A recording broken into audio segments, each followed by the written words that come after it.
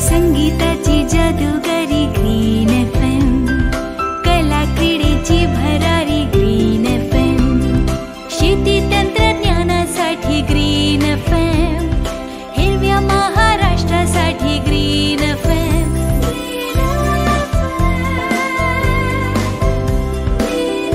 90.4 green FM, सुनो green राहो evergreen. नमस्कार मंडळी, हे आहे 90.4 ग्रीन FM आणि तुम्ही ऐकताय डॉक्टर्स रूम हा आरोग्यविषयक कार्यक्रम. तुमच्या सगळ्यांचं या कार्यक्रमामध्ये मनापासून स्वागत आहे.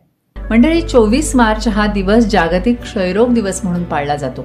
दरवर्षी वेगवेगळ्या थीम्स या दिवसाच्या WHO दिलेल्या असतात आणि त्याप्रमाणे संपूर्ण शासकीय यंत्रणा आणि प्रायव्हेट प्रॅक्टिस करणारे डॉक्टर्स या सगळ्या सूचना फॉलो करत असतात. मंडळी, यंदाची थीम खूप वेगळी आहे. काय आहे ही थीम आणि हे क्षयरुग्ण आहेत तर त्यांच्यासाठी सरकार किती मोठी पावलं उचलतंय, किती मोठं योगदान देते, या सगळ्याविषयी आज आपण या कार्यक्रमामध्ये बोलणार आहोत. आणि आपल्याला मार्गदर्शन करायला आलेले आहेत डॉक्टर सुजाता जोशी, ज्या जिल्हा क्षयरोग अधिकारी आहेत. नमस्कार मॅडम. नमस्कार मंडळी, या कार्यक्रमात तुमचं स्वागत आहे. मॅडम, दरवर्षीप्रमाणे यावर्षीही जागतिक क्षयरोग दिनाची एक थीम आहे, घोषवाक्य आहे. काय आहे हे घोषवाक्य आणि नेमकं काय सांगतंय हे वाक्य? मंडळी, या वर्षीचं WHO आपल्याला जे घोषवाक्य दिले ते क्लॉक इज टिकिंग. म्हणजे आता क्षयरोग उच्चाटनाची वेळ टळून चालली आहे, की आपल्याकडे वेळ कमी आहे, खूप घटिका भरत आलेली आहे, असं वेगवेगळ्या पद्धतीने आपण त्याचं मराठी भाषांतर करू शकतो. याचं कारण काय की 2025 सालापर्यंत आपल्याला क्षयरोगाचं दूरीकरण करायचे. म्हणजे काय तर 1 लाख लोकसंख्येमध्ये एका वर्षभरामध्ये 190 रुग्ण सापडतात, तर आपल्याला तो आकडा 43-44 वरती आणायचं आहे. हातात उरलेत फक्त हार्डली 4-5 वर्ष आणि त्याच्यामध्ये आपल्याला हे टार्गेट गाठायचं आहे. वेळ आपल्या हातातून सुटत चालली आहे का, आणि मग त्याच्यासाठी त्याच्या पाठीमागे पळणं आणि त्याच्या वेगवेगळ्या स्तरावरती आपल्याला त्याचे प्रयत्न करणं आणि आपल्या देशातून जितक्या लवकरात लवकर ह्या क्षयरोगाचं उच्चाटन आपण करू शकू तर त्याच्यात आपल्याला यशस्वी व्हायचे. आपल्या सर्वांच्या मदतीनेच हे शक्य होणार आहे. म्हणून मंडळी, तुमच्याशी हा आजचा संवाद. नक्कीच. असं का वाटलं की फक्त एवढेच दिवस आपल्या हातात आहेत, काही वर्षच आपल्या हातात आहेत, म्हणजे असं समजायचं का की प्रमाण वाढतंय आणि ते कंट्रोल होत नाहीये? नाही, प्रमाण वाढतंय म्हणण्यापेक्षा जागतिक स्तराचा जर विचार केला तर जगामध्ये आजच्या सद्यस्थितीला एका दिवसाला 28,000 रुग्ण नवीन निदान होत आहेत आणि 4,000 रुग्णांचा मृत्यू होतोय. मंडळी, किती गंभीर आहे त्याच्यातलं. म्हणजे आज कोविडला आपण जे घाबरतोय ना, तर कोविडचा मृत्यूदर फार कमी आहे आणि त्याच्या तिपटीने मृत्यूदर आज हा TBमुळे होतोय, परंतु आपल्याला त्याचं गांभीर्य कळालं नाही. आता दुसरं अजून एक की आपल्या हातातली वेळ टळून चालली, आपल्याकडे वेळ फार कमी आहे असं म्हणायचं कारण का, तर जागतिक स्तरावरतीचा विचार, परत TBचा विचार केला तर जगामध्ये जेवढे केसेस आहेत त्याच्यामधल्या 27% केसेस केवळ भारतामध्ये आहेत. जगात जेवढे मृत्यू होत आहेत त्या मृत्यूंच्या पैकी 27 ते 28% मृत्यू केवळ भारतात होत आहेत. म्हणजे भारत हा TBच्या रुग्णांच्या केसेसमध्ये पण आणि मृत्यूच्या दरामध्ये पण, त्याच्यात ड्रग सेन्सिटिव्ह TB आला, ड्रग रेजिस्टर म्हणजे नियमित औषधोपचाराला दाद देणारा TB आला, नियमित औषधोपचाराला दाद न देणारा TB आला. त्याची ही टक्केवारी भारताची जगाच्या नकाशावरती 1 नंबरवरती आहे. श्रोतेहो, आपल्या शेजारचे जे चायना आणि पाकिस्तान हे जे 2 देश आहेत ना, यांच्यामध्ये सुद्धा हार्डली 5% ते 9% पेशंट्स आहेत आणि त्या कंपॅरिझनमध्ये 27% हा नक्कीच बर्डन आपलं जास्त आहे. म्हणून आपल्याकडे वेळ कमी आहे आणि आपल्याला लवकर फाईट करायचं. आता हा महत्वाचा प्रश्न येतो की TBची लक्षणं, कारण बरेचदा असं होतं की त्या व्यक्तीला TB असतो, त्याला माहितीच नसतं आणि तो समाजामध्ये व्यवस्थित वावरत असतो, बाहेर थुंकत असतो, म्हणजे प्रसारच करत असतो तो TBचा आणि त्याला कळतच नाही की आपल्याला TB आहे. त्यामुळे आपण लक्षणं काय आहे हे सांगूया आणि त्याचे प्रकार नेमके काय आहेत तेही सांगूया. नक्कीच. आता ह्या क्षयरोगाची लक्षणं जी आहेत ती त्याच्या वर्गवारीनुसार आहेत. त्याचे 2 प्रकार आहेत की फुफ्फुसाला होणारा क्षयरोग आणि फुफ्फुसा व्यतिरिक्त होणारा क्षयरोग. आता ह्या फुफ्फुसाला होणारा जो क्षयरोग आहे तर 80 ते 85% रुग्णांच्या मध्ये फुफ्फुसाचा क्षयरोग होतो आणि 15 ते 20% रुग्णांच्या मध्ये फुफ्फुसा व्यतिरिक्तचा क्षयरोग होतो. केस, नख आणि दात हे जर 3 अवयव सोडले तर शरीरातल्या इतर कोणत्याही अवयवाला क्षयरोगाची बाधा होऊ शकते आणि मग त्याची जी लक्षणं आहेत ती त्या अवयवाच्या इन्व्हॉल्वमेंटनुसार होते. की समजा एखाद्याला पोटात खूप दुखतंय तर कदाचित त्याला आतडीचा टीबी असू शकतो, किंवा आतमध्ये पोटामध्ये ज्या लसिका ग्रंथी लिम्फ नोड्स असतात तर त्याचा टीबी असू शकतो. तीव्र स्वरूपाची कोणतीही सांधेदुखी तर तो हाडाचा टीबी असू शकतो. काही वेळेला अचानकरित्या पायातली वगैरे शक्ती जाते, पॅराप्लेजिया होऊ शकतो, तर कदाचित ते पॉटस्पाईन म्हणजे मणक्याचा टीबी असू शकतो. तर हे त्या अवयवांच्या अनुषंगाने असणारी ती लक्षणं आहेत. त्याच्यानुसार स्त्रियांच्या मध्ये वंध्यत्व म्हणजे मूल न होणं याचं महत्वाचं कारण हे क्षयरोग आहे. कारण गर्भाशय आणि गर्भाशयाच्या बाजूच्या नलिका याच्यामध्ये जर समजा टीबीचा प्रादुर्भाव झाला तर संबंधित महिलेला गर्भधारणेमध्ये अतिशय अडचण येऊ शकते. आता प्रामुख्याने क्षयरोगाची आढळणारी लक्षणं अशी आहेत की 2 आठवडे किंवा त्यापेक्षा जास्त असणारा खोकला, त्या खोकल्यातून बडका पडतो, कधी कधी त्या बडक्यातून रक्तही पडतं. मंडळी, ह्या बडक्यातून जेव्हा रक्त पडतं ना तर तेव्हा निश्चित समजून चला की आपल्याला निदान व्हायसाठी उशीर झालेला आहे. याच्याबरोबरच दुसरी जी लक्षणं असतात ती 2 आठवडे किंवा त्यापेक्षा जास्त असणारा संध्याकाळ करून येणारा हलकासा ताप. हा ताप असा खूप तीव्र स्वरूपाचा नसतो, पण रोज संध्याकाळी हलका ताप, अंग गरम व्हायला सुरुवात होते, वजन कमी होतं. किती कमी होतं तर आता गेल्या 2 महिन्यामध्ये तुमचं जे वजन असेल तर त्याच्यातलं 10% जर वजनात घट असेल आणि ही इतर लक्षणं असतील तर समजून चला की आपल्याला क्षयरोग असायची शक्यता नाकारता येत नाही. त्याच्याबरोबरच भूक मंदावते, जेवण जात नाही. ही जी लक्षणं मी तुम्हाला सांगितली ती फुफ्फुसाच्या क्षयरोगाची. फुफ्फुसाच्या क्षयरोगामध्ये खोकला हा असतोच. फुफ्फुसा व्यतिरिक्तचा जो क्षयरोग आहे त्याच्यामध्ये खोकला असायलाच हवा असं काही नाही, पण ही जी बाकीची लक्षणं आहेत की वजन कमी होणं, भूक मंदावणं, संध्याकाळ करून येणारा हलकासा ताप, मध्यरात्री घाम येणं, कधी कधी छातीत दुखणं, ही जी काही लक्षणं आहेत ना ही मात्र फुफ्फुसाच्या क्षयरोगामध्ये पण सापडतील आणि फुफ्फुसा व्यतिरिक्तच्या क्षयरोगामध्ये सुद्धा ह्या प्रकारची लक्षणं आढळतील. तर ही जर लक्षणं असतील तर याचा अर्थ त्या व्यक्तीला क्षयरोग असण्याची शक्यता बरीच आहे आणि मग तिचं निदान करणं आणि औषधोपचार चालू करणं गरजेचं. बरोबर. आता निदानापर्यंत जायसाठी त्या व्यक्तीनं या लक्षणातली कोणतीही लक्षणं दिसली तर पटकन सरकारी दवाखान्यात किंवा तज्ज्ञांकडे जाऊन निदान करून घेणं गरजेचं आहे. हे निदान होतं कसं? आता या क्षयरोगाचा निदानाचा विचार जर केला ना तर 80 ते 85% रुग्ण असतात फुफ्फुसाचे क्षयरोगी. म्हणजे खोकला हा आलाच, खोकल्यातनं बडका पडतोय तर त्या बडक्याची तपासणी केली जाते. सर्व शासकीय आरोग्य संस्थांच्या मध्ये आपल्याकडे ही बडका तपासणीची सोय आहे. आपली मेडिकल कॉलेजची जी 2 रुग्णालय आपल्याकडे मिरज आणि सांगलीमध्ये तिथं ही तपासणी केली जाते आणि आपल्याकडे सांगली जिल्ह्यामध्ये 52 ठिकाणी या बडक्याची तपासणी केली जाते. त्याच्याबरोबरच बडक्याची तपासणी आणि छातीचा फोटो हे एका वेळेलाच केलं जातं की छातीच्या फोटोमध्ये म्हणजे बडक्यात जंतू येण्याच्या आधीचा टप्पा म्हणजे छातीच्या फोटोमध्येच आपल्याला त्याचं लवकर निदान करू शकतो. आणि जेव्हा बडक्यातून जंतू पडतात ना तर मंडळी लक्षात घ्या की आपल्या निदानाला थोडासा उशीर झालाय. कारण जेव्हा बडक्यात जंतू यायला लागले तर ह्याचा प्रसार कसा होतो तर हवेद्वारे पसरणारा हा संसर्गजन्य आजार आहे. म्हणजे एखादी व्यक्ती की जिच्या बडक्यामध्ये या आजाराचे जंतू आहेत तर हे जंतू जेव्हा संबंधित व्यक्ती जेव्हा खोकते, थुंकते, शिंकते तर त्यावेळेला ते हवेमध्ये पसरले जातात. ड्रॉपलेटद्वारा ते जंतू, त्या ड्रॉपलेट्समध्ये लाखो मायकोबॅक्टेरिया असतात आणि या हवेमध्ये पसरतात. आणि हा वजनाने हलका जीवाणू आहे. हा जीवाणूंचा आजार आहे, बॅक्टेरियल इन्फेक्शन आहे. आता आपण सध्या कोविडला तोंड देतोय. गेले वर्षभर आपली कोविडची विरोधातली लढाई सुरू आहे. तर आपण प्रत्येक वेळेला सॅनिटायझर लावणं आणि कुठल्याही सरफेसला टच केला तर हात साबणाने धुणं या ज्या गोष्टी पाळतो ना. कारण का तर हे व्हायरस, हा विषाणू वजनाने जास्त आहे त्यामुळे तो सरफेस व्हायरस आहे, तो सरफेसवरती चिकटून बसतो. परंतु हा टीबीचा जंतू तसा नाही आहे. टीबीचा हा जीवाणू आहे एकतर आणि तो हवेत उडतो हलका असल्या कारणाने आणि मग तो साधारणपणे 20-1 तास तो हवेमध्ये उडता राहू शकतो. आणि मग एखाद्या निरोगी व्यक्तीच्या शरीरामध्ये जेव्हा हा जंतू प्रवेश करतो तेव्हा त्या व्यक्तीला इन्फेक्शन झालं म्हणजे संसर्ग झाला असं मानलं जातं. परंतु याचा अर्थ त्या व्यक्तीला टीबी झालाच असं नाही. मग हा एकदा त्या शरीरामध्ये गेला, होस्टच्या ह्याच्यात गेला ना तर तो कित्येक कालावधी तो सुप्तावस्थेत राहू शकतो, त्या शरीरामध्ये राहू शकतो. आणि जेव्हा त्या संबंधित व्यक्तीची रोगप्रतिकारक शक्ती कमी होते मग त्याला काही आजार कारणीभूत आहेत, वय कारणीभूत आहे, आपली तब्येत कारणीभूत आहे, तर या बऱ्याच गोष्टी आहेत की ज्याच्यामध्ये त्याची रोगप्रतिकारक शक्ती कमी होते. आणि अशा वेळेला मात्र हे जो संसर्ग झालेला आहे क्षयरोगाचा तर त्याचं आजारामध्ये परिवर्तन होतं. याच्याबरोबरच आपल्याला टीबीच्या तपासणीसाठी, क्षयरोगाच्या तपासणीसाठी CBNAT नावाचं एक आपल्याकडे अत्याधुनिक मशीन आहे. एक मशीन आहे ते आपलं सांगली सिव्हिल हॉस्पिटल येथे आहे, दुसरं मशीन आपलं उपजिल्हा रुग्णालय इस्लामपूर इथं आहे आणि एक विटा ग्रामीण रुग्णालय इथं आपलं एक ट्रूनॅट नावाचं मशीन आहे, सीबीनॅट सारखंच ते आपलं.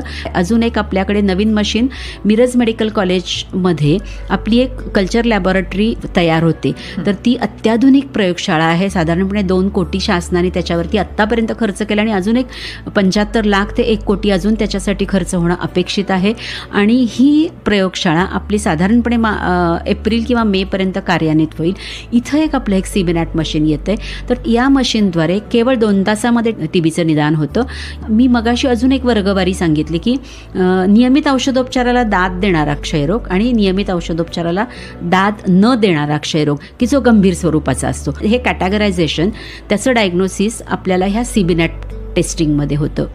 आणि मग ऑर्गन इन्व्हॉल्वमेंट प्रमाणे, म्हणजे समजा आतडीचा टीबी असेल तर सोनोग्राफी करायला लागेल, मेंदूचा टीबी असेल तर सिटी स्कॅन लागेल, पाठीचा मणक्याचा टीबी जर एक्सपेक्टेड असेल किंवा गुडघ्याचा सांध्याचा असेल तर कदाचित MRI लागेल. अवयवाच्या इन्व्हॉल्वमेंटच्या अनुषंगाने ज्या तपासण्या करायला लागतात त्या पद्धतीने केल्या जातात आणि मग या सगळ्याचा रिपोर्ट एकत्रित कन्क्ल्युजनला एका टप्प्यापर्यंत येतो की संबंधित व्यक्ती ही क्षयरोग बाधित आहे आणि मग औषधोपचार त्याचा प्लॅन केला जातो. आता याच्यामध्ये सगळ्यात महत्त्वाचा मुद्दा की ह्या ज्या तपासण्या आहेत, या सगळ्या तपासण्या सरकारी दवाखान्यांमध्ये येणाऱ्या रुग्णांच्यासाठी 100% मोफत तर आहेतच, परंतु ह्या सगळ्या तपासण्या खाजगी डॉक्टरांच्याकडे औषधोपचाराला जाणाऱ्या व्यक्तींना सुद्धा मोफत दिल्या जातात. मी आत्ता ज्या सीबीनॅट मशीनचा उल्लेख केला तर त्याची तपासणी आपण आपल्याकडे सीबीनॅट मशीन खाजगीमध्ये कोणाकडेच नाहीये, कुठल्याही पॅथॉलॉजिस्टकडे नाहीये, परंतु मुंबईला इथून काही SRLला पाठवलं जातं, मेट्रोपोलिस सारख्या लॅबला पाठवलं जातं, तर ते कमीत कमी 5,000 रुपये घेतात आणि ही तपासणी आपण आपल्या सर्व रुग्णांना मोफत देतो. आपल्याकडे कित्येक प्रायव्हेट प्रॅक्टिशनर्स याच्यासाठी सॅम्पल्स पाठवत आहेत. याच्याबरोबरच मी जे म्हटलं की जी आता लॅब आपली चालू होतीये, तर त्या लॅबमध्ये त्याच्यातही क्षयरोगाच्या विविध तपासण्या केल्या जाणार आहेत. मिनिमम खर्च प्रायव्हेट लॅबोरेटरीमध्ये दिलं सॅम्पल तर 10,000 ते 15,000 आहे, परंतु आपल्याला सरकारी पेशंटला तर 100% मोफत, परंतु खाजगी दवाखान्यांमध्ये औषधोपचार घेणाऱ्या रुग्णांना सुद्धा हे आपण या सुविधा पूर्णतः मोफत पुरवणार आहोत. तर अशा पद्धतीने आपल्याला क्षयरोगाच्या निदानासाठीच्या ह्या आपल्याकडे सांगली जिल्ह्यामध्ये असणाऱ्या विविध सुविधा आहेत. अतिशय चांगली माहिती दिलीत, कारण निदानासाठी सुद्धा इतका पैसा खर्च होत होतो, तर सरकारनं केवढं मोठं इनिशिएटिव्ह घेतलेलं आहे आणि या सगळ्या निदानाच्या ज्या गोष्टी आहेत त्या सगळ्या फ्री ऑफ कॉस्ट दिलेल्या आहेत. मंडळी, आपण औषधोपचाराकडे सुद्धा वळणार आहोत. नेमका क्षयरुग्णांसाठी कोणता औषधोपचार आहे, त्यांच्यासाठीच्या नवीन काही योजना आहेत, हे सगळं जाणून घेऊया पण एका ब्रेक नंतर. संगीताची जादूगारी ग्रीन FM, कला क्रीडेची भरारी ग्रीन FM, शेती तंत्रज्ञानासाठी ग्रीन FM, हिरव्या महाराष्ट्रासाठी ग्रीन FM.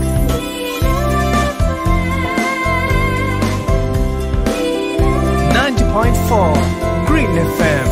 सुनो ग्रीन, राहो एव्हरग्रीन. तर मंडळी, ब्रेक नंतर तुमच्या सगळ्यांचं पुन्हा एकदा स्वागत आहे डॉक्टर्स रूम या कार्यक्रमात. मंडळी, 24 मार्च जागतिक क्षयरोग दिन पाळला जातो आणि त्याच्या अनुषंगानंच आज आपण बोलतोय जिल्हा क्षयरोग अधिकारी डॉक्टर सुजाता जोशी यांच्याबरोबर. आपण या ब्रेकला जाण्यापूर्वी निदानाविषयी सगळं डिटेल बघितलं. मॅडम, औषधोपचाराकडे आपण आता वळणार आहोत की नेमका औषधोपचार या रुग्णांचा कशा पद्धतीनं केला जातो, किती कालावधी असतो, याचा काय सांगाल? औषधोपचाराचा विचार करता आपण जे वर्गीकरण बघितलं की नियमित औषधोपचाराला दाद देणारा क्षयरोग आणि नियमित औषधोपचाराला दाद न देणारा क्षयरोग, याची औषधं पूर्णतः भिन्न आहेत. म्हणजे नियमित औषधोपचाराला दाद देणारा टीबी हा तसा म्हणजे मवाळ स्वरूपाचा टीबी म्हणूयात आपण, त्यातल्या त्यात तो मवाळ आहे, तर त्याची औषधोपचाराची कालावधी आहे 6 महिन्याचा. त्याच्यामध्ये 2 महिन्याची इंटेन्सिव्ह फेज असते. याचा सगळा एक छान सिनारिओ काय माहितीये का, की औषधं आपण पेशंटच्या वजनानुसार देतोय, म्हणजे जेवढी गरज आहे ना ऑप्टिमम लेवलचे मेडिसिन दिले जातात. हे याच्यापूर्वी कधीच दिलं जात नव्हतं. लहान मुलांना पहा, त्यांच्या वजनानुसार ते लहान मुलांचे डॉक्टर वजन घेतात आणि वजनाच्या अनुषंगाने डोजेस ऍडजस्ट करतात. तशाच पद्धतीने आपल्याकडे क्षयरोगाची जी औषधोपचाराची योजना केली जाते, प्लॅनिंग केलं जातं, ते रुग्णाच्या वजनानुसार केलं जातं. दुसरी गोष्ट की आता पहिले 2 महिने 4 औषधं खायची आहेत, पुढचे 4 महिने 3 औषधं खायची आहेत, असा 6 महिन्याचा कालावधी आहे. तर ही 4 औषधं म्हणजे खूप 5-7 गोळ्या एकदम खाणं तर ते होत नाही. मग एक औषध खाल्लं, दुसरं औषध तसंच सोडून दिलं, हे होण्याचे चान्सेस जास्त असतात. त्यामुळे शासनाने काय केलं की ह्या 4 औषधांची एक गोळी तयार केली, फिक्स ड्रग कॉम्बिनेशन म्हणून, आणि 3 औषधाची पण फिक्स ड्रग कॉम्बिनेशन म्हणजे 4FDC आणि 3FDC. तर हे 2 महिन्याच्या कालावधी पण वजनानुसारचे आपले डोसेस आहेत. 5 वेट बँड आहेत. 5 वेट बँडाच्या वजनाच्या याच्यानुसार ती औषधं दिली जातात. रुग्णाचं वजन केलं जातं आणि त्याच्या वजनाच्या अनुषंगाने त्याला औषधोपचार दिला जातो. रुग्णाला औषधोपचार याच्यापूर्वी आपण इंजेक्शनचा वापर करतो. ते इंजेक्शन स्ट्रेप्टोमायसिन वापरायचो, परंतु रुग्ण इंजेक्शन घ्यायला घाबरतात, घेत नाहीत आणि मग त्याला घाबरून औषधं मध्येच सोडतात. आणि या इतकं सगळं असताना या औषधाची इफिकसी म्हणजे त्याची परिणामकारकता इतकी खूप नाहीये की जेणेकरून ते जर या औषधोपचारामधून बाहेर काढलं तरीही रुग्ण म्हणजे जे 90 ते 95% रुग्ण बरे होण्याचं पर्सेंटेज आहे ते तेवढंच आहे. त्याच्यामुळं गेल्या 1.5 वर्षापासून रुग्णाला इंजेक्शन दिलं जात नाही. अर्थातच रुग्णाच्या औषधोपचाराचा कालावधी जरी 6 महिने असला तरी काही विशिष्ट प्रकारच्या क्षयरोगामध्ये तो कालावधी वाढवावा लागतो. जसं की मणक्याचा TB असेल किंवा मेंदूचा TB असेल तर काही वेळेला आपल्याला 9 महिने ते वर्षभरापर्यंत औषधोपचार द्यावा लागतो. तर तशा पद्धतीने आपण त्याचा औषधोपचार वाढवतो. आता ड्रग रेझिस्टंट TB म्हणजे नियमित औषधोपचाराला दाद न देणारा TB, याच्यामध्ये मात्र थोडे औषधोपचाराची योजना बदलते. 6 महिन्यापासून म्हणजे त्याचे 3 कॅटेगरायझेशन आहे. तर एका कॅटेगरायझेशनमध्ये 6 महिन्याचा औषधोपचार देतो, एका ठिकाणी 8 ते 11 महिन्याचा दिला जातो, काही ठिकाणी 9 ते 12 महिन्याचा औषधोपचार आहे, जास्तीत जास्त 2.5 वर्षापर्यंतचा औषधोपचार दिला जातो. आणि याच्यामध्ये जी औषधं वापरली जातात ना त्याची टॉक्सिसिटी, त्याचे दुष्परिणाम, त्याचे साईड इफेक्ट्स जरा जास्त प्रमाणामध्ये आहेत. म्हणून मग मला असं वाटतं की जनतेने असं सावध व्हायला पाहिजे की आपल्याला एकतमुळी क्षयरोग नाहीच व्हायला पाहिजे, पण समजा झाला तर आपल्याला ड्रग सेन्सिटिव्ह TB मध्येच आपल्याला सीमित केलं पाहिजे, ड्रग रेजिस्टंट TB कडे नाही जाता कामा. तर याच्यासाठी काय करायचं, तर हा जो 6 महिन्याचा कालावधी दीर्घ कालावधी आहे. आपली मानसिकता अशी असते की जरासं बरं वाटायला लागलं की आजार गोळ्या मध्ये मध्ये सोडल्या जातात आणि हे चुकीचं आहे खरं तर. आणि मग समजा हे असे आधेमध्ये जर औषधोपचार सोडला तर पुढे चालून होणारा जो TB आहे तो 100% ड्रग रेजिस्टन्स TBच असणार आहे. आणि मग त्याचेही रुग्ण आपल्याला सापडतात की ज्यांना याच्यापूर्वी कधीच TB झाला नव्हता, परंतु आत्ता जे डायग्नोस होतंय ते ड्रग रेजिस्टंट TB, कारण ऑलरेडी बॅक्टेरिया तशा पद्धतीच्या सुद्धा हवेत आता पसरायला लागलेले आहेत. मंडळी, जागतिक क्षयरोग दिन आपण 24 मार्चलाच का साजरा करतो दरवर्षी? तो 24 मार्च 1882 मध्ये आपले जर्मन शास्त्रज्ञ रॉबर्ट कॉक यांच्या अथक प्रयत्नांनी त्यांनी हा मायकोबॅक्टेरियम ट्युबरक्युलोसिस नावाचा बॅक्टेरिया जीवाणू शोधून काढला की ज्याच्यामुळे हा TB क्षयरोग हा आजार होतो. आजच्या मितीला जर बघितलं तर आपण डेलामिनिड, बेडाक्वेलिन नावाची अत्यंत प्रभावीशील औषधं आहेत की जी आपण आज शोधू शकलेलो आहोत. म्हणजे सायन्स प्रगती करतं, किती प्रगती करतं तर त्याचं हे उदाहरण. बरोबर. औषधोपचार तर तुम्ही सांगितलेत मॅडम, पण आता क्षयरुग्णांसाठी सुद्धा खूप छान छान योजना आणलेल्या आहेत जेणेकरून ते या औषधोपचारापासून दूर जाऊ नयेत, कोणत्याही कारणामुळं त्यांना औषधोपचार रोखावा लागू नये. काय सांगाल, काय काय या योजना आहेत? शासनाने 2025 साली आपल्याला क्षयरोगाचं दूरीकरण करायचं ह्याचं जेव्हा धोरण ठरवलं तर ह्या धोरण ठरवत असताना बऱ्याच गोष्टी रिवाईज केल्या गेल्या.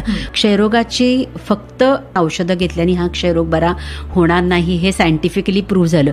याच्याबरोबर हाय प्रोटीन डाएट पाहिजे, म्हणजे ज्याच्यामध्ये आहारामध्ये अतिरिक्त प्रथिनांचा वापर असणं गरजेचं आहे. मग आता हे प्रथिनांचा वापर करण्यासाठी असंही लक्षात आलं की तेवढा त्यांच्याकडे पैसा उपलब्ध असेलच असं नाही. यासाठी पहिली योजना शासनाने कार्यान्वित केली ती निक्षय पोषण योजना. आता या निक्षय पोषण योजनेमध्ये काय होतं तर जे औषधोपचारावरती असणारे जे क्षयरुग्ण आहेत त्या प्रत्येक क्षयरुग्णांच्या बँक खात्यामध्ये डायरेक्ट दर महिन्याला 500 रुपये दिले जातात औषधोपचार चालू असेपर्यंत. मग तो 6 महिने असेल ते 2.5 वर्ष असेल. बरं, आता ही योजना फक्त सरकारी यंत्रणेमध्ये औषधोपचार घेणाऱ्या क्षयरुग्णांच्यासाठी आहे का? नाही. तर हे सर्व क्षयरुग्णांच्यासाठी आहे. म्हणजे काय की खाजगी दवाखान्यामध्ये औषधोपचार घेत असणारे क्षयरुग्ण आहेत त्यांना सुद्धा ह्या निक्षय पोषण योजनेचा लाभ दिला जातो. आता शासकीय यंत्रणेला कळणार कसं की त्यांच्याकडे किती रुग्ण औषधोपचारावरती आहेत ते? तर यासाठी 2018 फेब्रुवारी यामध्ये केंद्र सरकारने एक गॅझेट प्रसिद्ध केलं.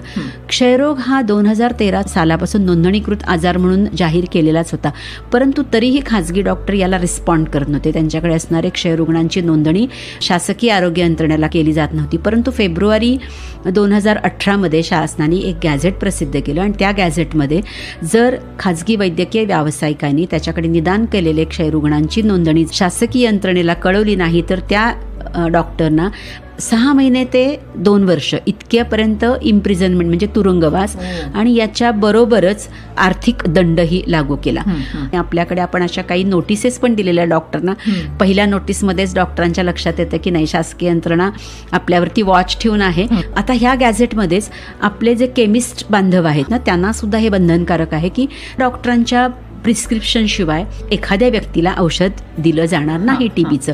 आणि मग त्यांना आम्ही बंधनकारक केले. बरं, आम्ही नुसतं केमिस्टवरती विसंबून नाही राहत. आमचं राज्य सरकार जिथे ज्या कंपन्या तयार करतात ना औषधं, तिथून त्यांना इन्फॉर्मेशन येते, तिथून ती होलसेल डीलरकडे जाते, तिथून ती इन्फॉर्मेशन आम्हाला मिळते. ज्या योजना आहेत ना त्याच्याविषयी डॉक्टरांना आम्ही वेगवेगळ्या CMEs वेगवेगळे त्यांच्या मीटिंग्स घेऊन आम्ही त्यांना माहिती पण देतो. पण प्रायव्हेट डॉक्टरांनी नोटिफिकेशन देण्याबरोबरच त्या संबंधित रुग्णाचा संपूर्ण पत्ता, त्याचा मोबाईल नंबर घेतला पाहिजे आणि तो आम्हाला शेअर केला पाहिजे. निक्षय ॲप आहे आमचं, निक्षय पोर्टल, त्याच्यावरती ही सगळी माहिती त्या संबंधित डॉक्टरांनी भरायची आहे.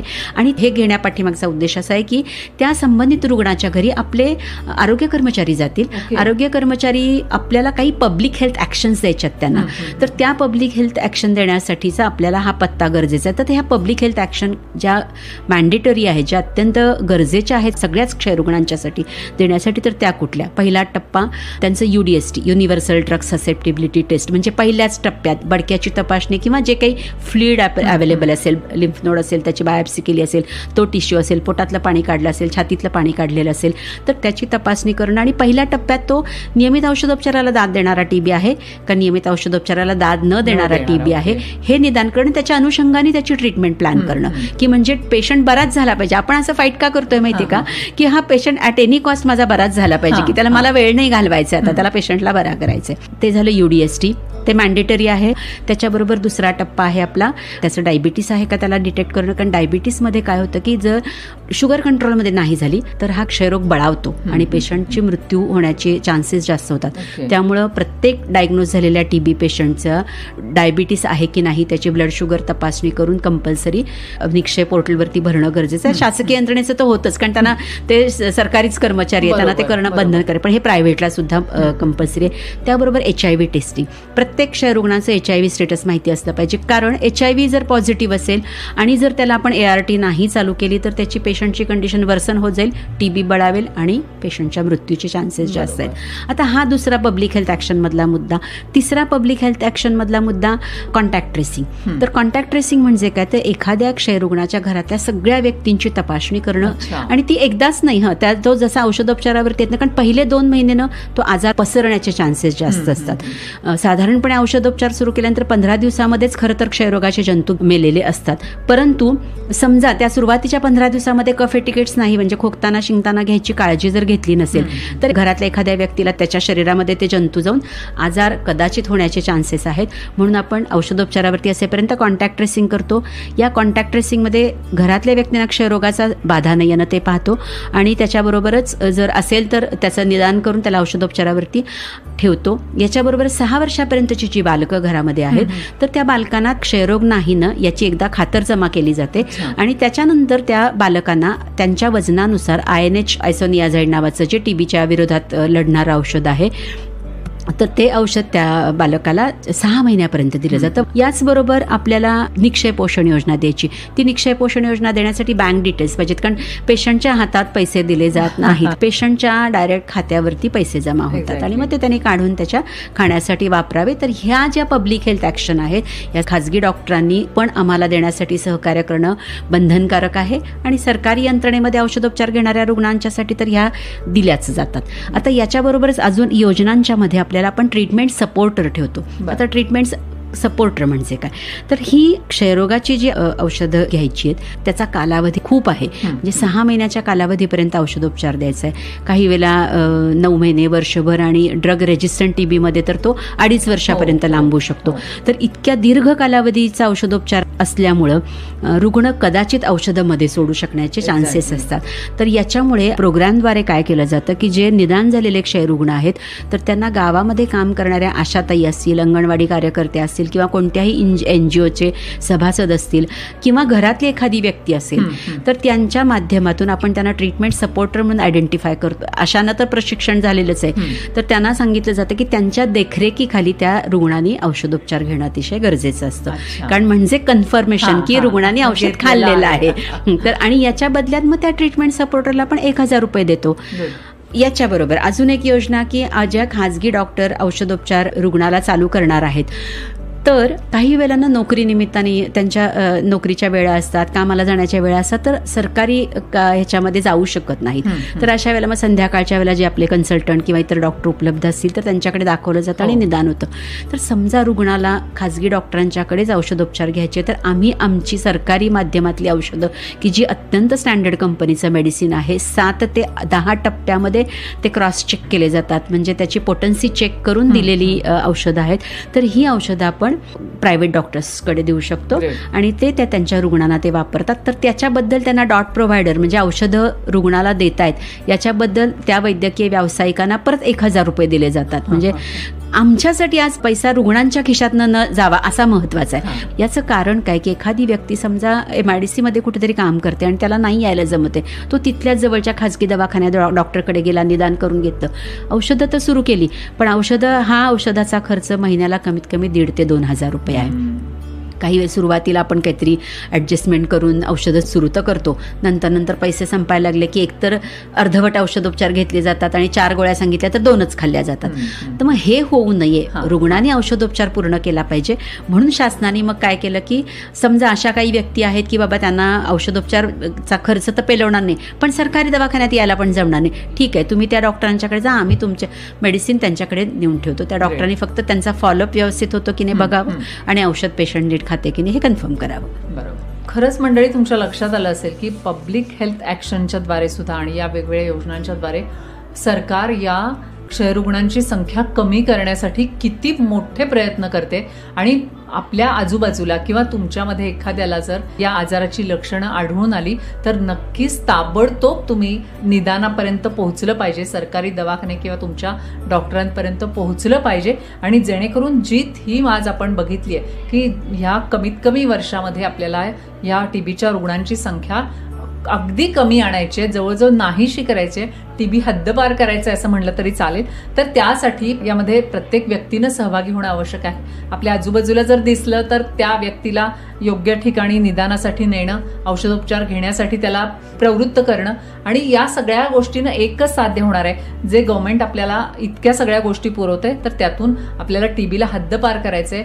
आणि हे सगळं तुमच्याच सहकार्यानं साध्य होणार आहे असं म्हणायला हरकत नाही. खरंच आपण प्रत्येकाने जर हे इनिशिएटिव्ह घेतलं तर मॅडम नक्कीच याचा उपयोग होईल असं मला वाटतं. नक्कीच. जसं मेधाताई आपण म्हणालात की सर्वांनीच म्हणजे आपल्या घराशेजारी आसपासच्या याच्यामध्ये जर कोणाला ह्या क्षयरोगाचे लक्षणं आढळली आणि समजा त्या व्यक्तीला तुम्ही रुग्णालयापर्यंत घेऊन आलात आणि त्या व्यक्तीचं क्षयाचं निदान झालं तर त्याला इन्फॉर्मंट स्कीमचे 500 रुपये आहेत. मंडळी आपल्याला आठवत असेल की काही वर्षांपूर्वी की देवीचा रोगी कळवा 1,000 रुपये मिळवा किंवा नारूचा रोगी कळवा 1,000 मिळवा. तर तशा पद्धतीची की TBचा रुग्ण आम्हाला कळवा नाही, तुम्ही TBचा रुग्ण आमच्यापर्यंत घेऊन या निदानापर्यंत आणि मग 500 रुपये तुमच्या खात्यावरती जमा होतील. ही इन्फॉर्मंट स्कीम पण त्याच्यामध्येच आहे. तर आणि अर्थातच आपल्याला हे सगळं पैशासाठी नाही करायचे. तर आपल्या देशामध्ये जे आज आपण जगाच्या नकाशावरती 27% क्षयरुग्णांचं ओझं जे वागवतो आहोत ना ते ओझं आपल्याला कमी करायचं आणि जगाच्या नकाशावरती आपल्याला क्षयमुक्त भारत म्हणून आपल्याला एक ताठ मानेने उभारायचे. तर याच्यासाठी आपल्या सर्वांचा सहभाग मला अपेक्षित आहे. अतिशय महत्वाचा मुद्दा पुन्हा एकदा अधोरेखित झालेला आहे मंडळी. पैशासाठी नाही तर आपल्या देशासाठी, आपला देश TB मुक्त होण्यासाठी प्रत्येकानं एक पाऊल टाकूया. आणि हा जो 24 मार्चला जागतिक क्षयरोग दिन पाळला गेला तर त्याच्या अनुषंगानं ही सगळी माहिती आता तुमच्यापर्यंत इतकी डिटेल मॅडमने दिलेली आहे. मॅडम तुम्ही इथे येऊन तुमचा अमूल्य असा वेळ काढलात आणि इतकी सुंदर माहिती सगळ्या लोकांपर्यंत पोहोचवलेली आहे जेणेकरून ज्यांना ही काही TBची लक्षणं दिसत आहेत किंवा ज्यांना माहिती नाहीये नेमकं काय म्हणजे TB आहे तर त्यांच्यापर्यंत हे खूप छान पद्धतीनं पोहोचलेलं आहे. तुम्ही हे सगळं आमच्यापर्यंत पोहोचलत, मनापासून धन्यवाद. धन्यवाद. तर मंडळी 90.4 ग्रीन FM तुमच्यासाठी दर रविवारी आरोग्यविषयक कार्यक्रम घेऊन येतं. त्यामुळं 90.4 ग्रीन FMचं YouTube चॅनल नक्की सबस्क्राईब करा. संगीताची जादूगारी ग्रीन FM.